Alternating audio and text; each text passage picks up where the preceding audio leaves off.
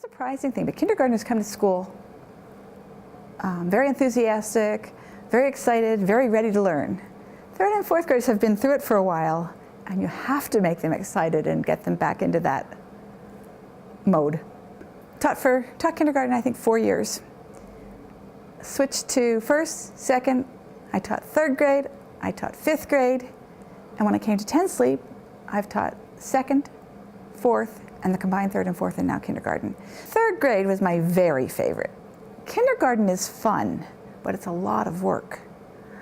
My knees hurt at the end of the day. Jan cares so much about those kids and being the best possible teacher. Last year, I moved her from third and fourth grade into kindergarten. And she stepped up and she has done a remarkable job with those kids.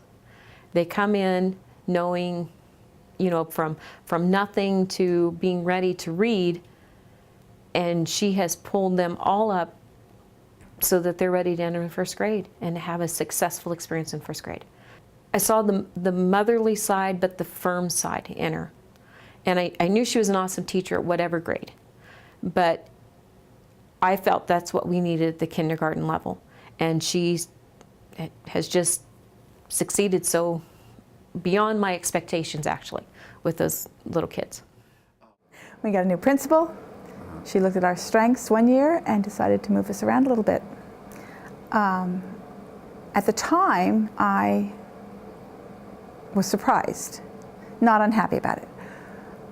But what really came about that was really neat was teaching in a small school. There's one kindergarten teacher, one first and second grade teacher, one third and fourth grade teacher, and one fifth and sixth grade teacher. With the move, I now have a colleague who taught kindergarten for years, so I can bounce ideas off her and get good responses, and the other teachers can do it the same way. And so it's given us a person who's been in our shoes before. I didn't go to college right away, worked for a while, didn't like being a secretary, decided college was the thing for me, and the guidance counselor at the high school that I went to was from Wyoming, and he knew about this little tiny college, Northwest Community College in Powell, and suggested I try that. I came out to school in Powell, had a wonderful experience, finished up at Eastern Montana in Billings, went back east, got a job there, got married, lived there for 24 years, but we vacationed out here. My roommate from college ranched here, and so we'd come out and spend a week on her ranch and move cows and do all the things, camp in the mountains and do all the fun things. And when the job came open in 10 Sleep, I applied and got the second grade position, and I've been here ever since. This is my 13th year.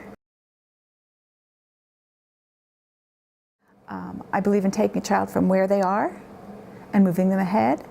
When I started this year, I had one little boy who knew one letter, the first letter of his name. He can spell his name, he knows all 7 letters that I've taught them. And I have other children who have come knowing the full alphabet and most of the sounds of the letters. They're beginning to look at letters and sounds and learning words to read. So wherever they are, I want to take them forward, I want them to learn, and I want them to say, I love school and I love learning. Having, well, for the first 24 years of my career, having 20 or more students, and the last 13 years of having around 10, I've met a lot of kids. I've dealt with a lot of students. I've taught a lot of children. I've thoroughly enjoyed them. They're the reason I get up in the morning. What am I going to do next year? Probably substitute. But it will not be every day. 10 Sleep is a wonderful place to live. It's beautiful. It is the best of all the worlds I can imagine.